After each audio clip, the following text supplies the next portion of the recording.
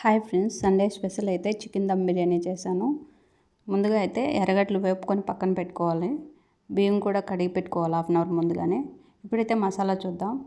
బిర్యానీ మసాలా, గరం మసాలా, కారపొడి, పసుపు, అల్లం తెల్లగడ్డ పేస్ట్ అండి. ఇవైతే బిర్యానీ మసాలాలు.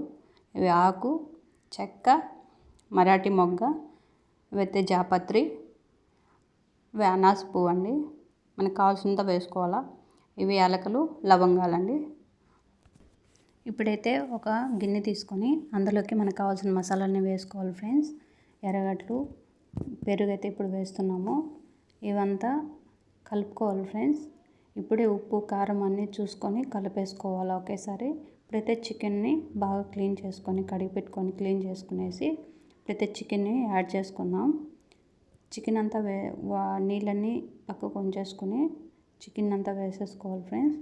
వేసుకున్నాక బాగా కలుపుకోవాలి. ముక్కకంతా ఉప్పు కారం పట్టేటట్టు కలిపేసుకొని ఇప్పుడైతే నూనె పోసుకొని పైన హాఫ్ అన్ అవర్ వరకు ఫ్రిడ్జ్లో పెట్టుకోవాలి.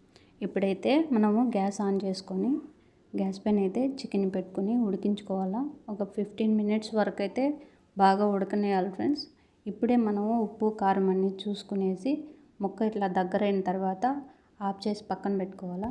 మరొక గిన్నెలో అయితే ఎసురు తీసుకుని అందులో కొంచెం నూనె, అందులోకి మసాలాలు వేసుకునేసి పైన అయితే నిమ్మకాయ కొంచెం పిండుకోవాలి ఫ్రెండ్స్. ఇవి బాగా మసలిన తర్వాత బియ్యం ఎత్తేసి అందులో వేసేసుకునేసి 15 మినిట్స్ 20 మినిట్స్ బాగా ఉడకనివ్వాలా. ముక్కాలు భాగం ఇట్లా ఉడికిన తర్వాత అన్నం అయితే దించేసి మనం ఉడికించుకున్న చికెన్ పైన అయితే ఇది వేసేసుకోవాలి ఫ్రెండ్స్. పైన అయితే గార్నిష్ కోసం మనము పుదీనా, కొత్తిమీర కట్ చేసి వేసేసుకుందాం. పైన అయితే కొంచెం నెయ్యి కూడా వేసుకోవాలండి. అది ఆవు నెయ్యి అయితే బాగా టేస్ట్ ఉంటుంది. నేనైతే ఆవు నెయ్యే వేస్తున్నాను. మీకు ఏది కావాలంటే అది వాడుకోవచ్చు ఫ్రెండ్స్. లైట్గా కలర్ పొడి అయితే వేసాను. పైన అయితే మూత పెట్టేసి ఒక 5 మినిట్స్ అయితే ఉంచి తర్వాత తీసేసి ఎర్రగడ్డ అయితే వేసేసాను. వేయించుకున్న ఎర్రగడ్డలో వేస్తే బాగా టేస్ట్ ఉంటుంది పైన. ఇప్పుడైతే మనం మూత పెట్టేసి దమ్ పెట్టేద్దాం ఫ్రెండ్స్. ఇప్పుడైతే 10 నిమిషాల నుంచి 10 నిమిషాల వరకు ఉంచుకొని తీసేయాలా. ఇప్పుడు చూడండి ఫ్రెండ్స్, ఎంత బాగా వచ్చిందో దమ్ బిర్యానీ.